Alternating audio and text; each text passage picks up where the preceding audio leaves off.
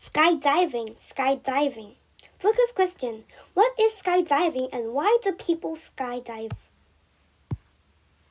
Introduction. Bob Gates is the owner of and illustrator at a Cleveland Parachute Center in Cleveland, Ohio. He is married and has 2 children who are both skydivers. How did you get started in skydiving? My dad was one of the pioneers. When he thought I was mature enough, he put me through a class, so I started jumping because I grew up around it. First jump. How old were you when you made your first jump? It was 13. It was scary and exciting at the same time. I remember wondering as I left the airplane what the heck I was doing.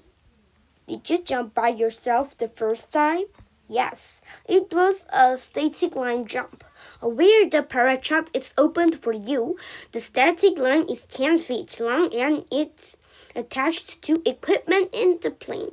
When you jump and are 10 feet out, the line pulls a pin that releases the parachute. It takes about 5 seconds for the parachute to open fully. You steered the parachute down and landed yourself. I remember to do the arch, which means to spread out and push your hips toward. That helps make you stable as you fall through the air.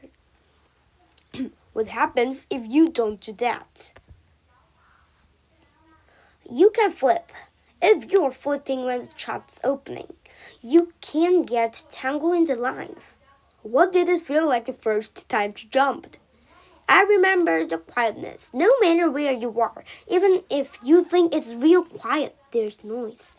But during that first ride down, there were absolutely silence. There's no sound of wheel rushing. No, it was definitely a unique experience to have no sound. Scariest moment. What's the scariest thing that's ever happened to you? I had a canopy collision once, which means that canopy collided with someone else's.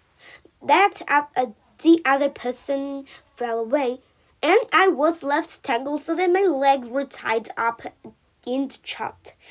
I was dropping to earth, and the chute was opening up and collapsing. Then opening up and collapsing. There was a moment when I didn't think I was going to make it. Luckily, it opened and stayed open just before I hit, so I lived through that once. If your legs are tangled, does that mean you're not able to land? It means I couldn't get rid of the chute or do anything. I had opened my reserve chute, so I had both chutes out, but they were still collapsing and opening. My legs were still tangled in the lines when I landed. Instead of landing on my feet, I landed on my back. I survived that, but it was a scary moment. How high? How fast? How high do you go in a plane before you jump out? We normally try to jump as high as 13,000 feet. We could jump at 2,000 feet and pull the parachute right away. But we like to fall for a while before opening the chute. That's called a tree fall. You can't go higher than the 13,000 feet because there's not enough oxygen in the air. How long can you free fall if you jump from 13,000 feet? Just a whole minute. You speed up to approximately 120 miles per hour. A skydiver could get to over 200 miles an hour on his head. What do you mean on his head? The normal position is with your stomach facing down to the earth. On your head means you fall a head down or feet down. You have less wind resistance, so you fell faster. How do you know when it's time to open the parachute? Beginners start with an altimeter made for skydiving. It is an instrument that shows them how high they are. They read the altimeter and at the right altitude that pull the ripcord. Beginners open at 3,000 feet or higher, which gives them more time to react if something goes wrong. After a while, they learn to look down until the earth is getting close enough. An experienced skydivers also develops an internal clock, a timer. The more he jumps, he'll know what he had in at fun. This seems like a short or a long time when you are falling. The first time you do a free fall, it seems like a short time, but everything is so new. As you get more experience, you can do a lot of those 60 seconds or free fall time, but it never lasts long enough. Training. What do you have to learn before you can jump? It's 6 hours of training. You'll learn everything necessary to make the first jump as safe as possible. You'll learn the commands. You'll hear the airplane and how to leave the airplane. You learned the arch position for falling with the hips forward, all spread out. You learn how to check your shot. You learn how and when you use your second shot and how to steer down. You learn how to find the drop zone by using aerial photos. You learn the landing flare, which means you have to know how to pull the toggle ropes. These are two lines, one for each hand. They are attached to the back of the shot. Pulling on them helps you control the speed and direction of your fall. You learn how to roll when you land and how to pick up your shot. Do you have already packed the shot? You learn to pack your shots, but experienced. Certified riggers actually pack the shots for less experienced jumpers. Do you jump tandem first and then solo? You could do a tandem first, which means you jump connected with an instructor. Or you could do a static line for your first jump, when your shot is open for you. Or you can do a free fall first, where two instructors hold your harnessed exit and you free fall with them. They're there to help you stabilize and to give your hand signals. But you pull your own ripcord and steer your parachute and land it yourself. Equipment. What kind of equipment do you need? You need two parachutes, a harness, and a container that holds the parachutes. You don't need special shoes. I know experienced skydivers who land in bare feet.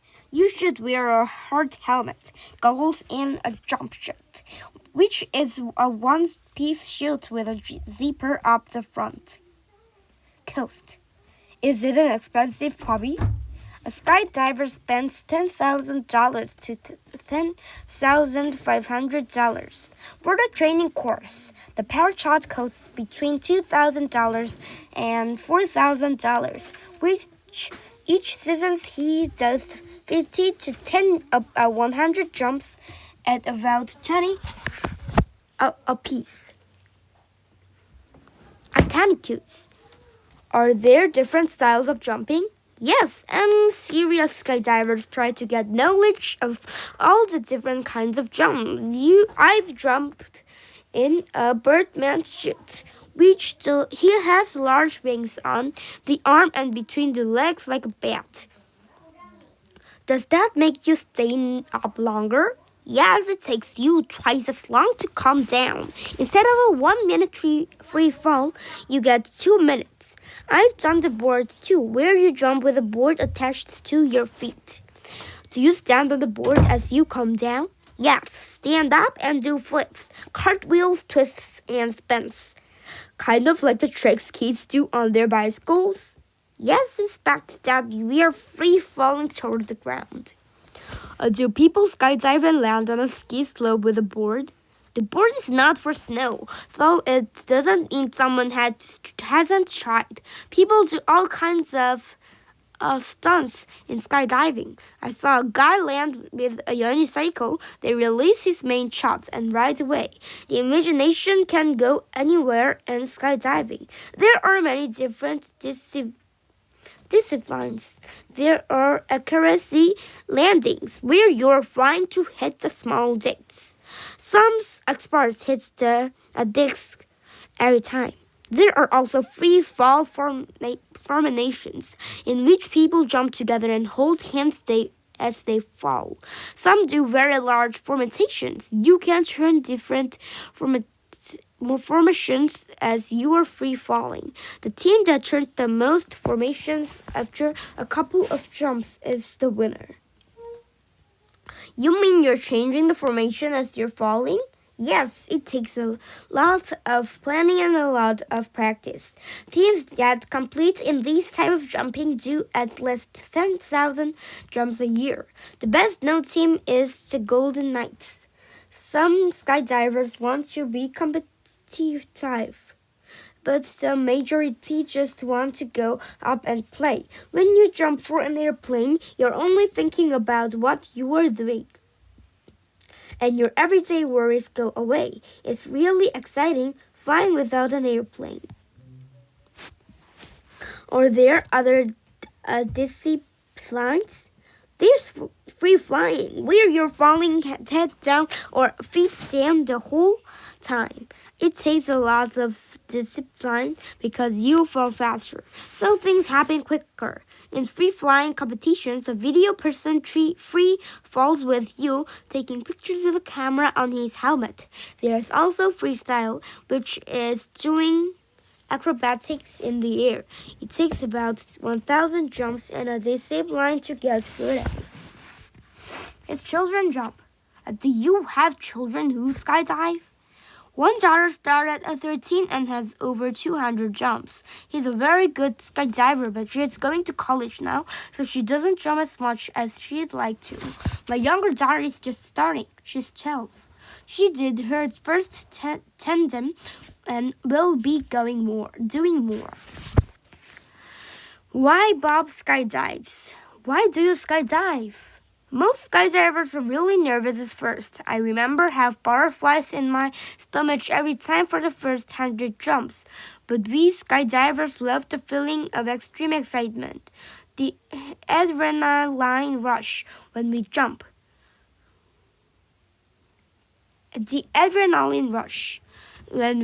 So even if we are scared, we continued to jump.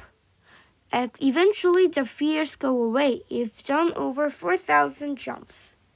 I believe we get addicted to the adrenaline rush. I noted it especially during the winter when I'm not jumping much. Most experienced skydivers jump every week in the summer. During the winter, we could go months without jumping. I noticed a big attitude change during the time until I get to do a jump. Skydive trivia. Parachutes may have been invented 900 years ago in China. More recently, in 1797, they were first used to jump from hot air balloons. Parachutes were first used to jump from airlines in the early 1900s. The first military use to parachutes was in World War I. The World War II, the most famous use of parachutes was on D-Day. Paratroopers jumped from airplanes and landed inland, not far from the beaches where elite soldiers were coming ashore. Sport parachuting or skydiving developed after World War II using a surplus military parachute equipment. The first parachutes were round, shaped like an umbrella, and could not be steered. They were originally made from silk. Today's sport parachutes are rectangular and are shaped like an airplane wing. They are designed with ropes and chuckles for steering. Nylon and a Kevlar are the most popular materials. Parachutes used for tandem jumps are larger so they can carry the weight of two people. Very large military parachutes are sometimes used to drop heavy equipment from airplanes.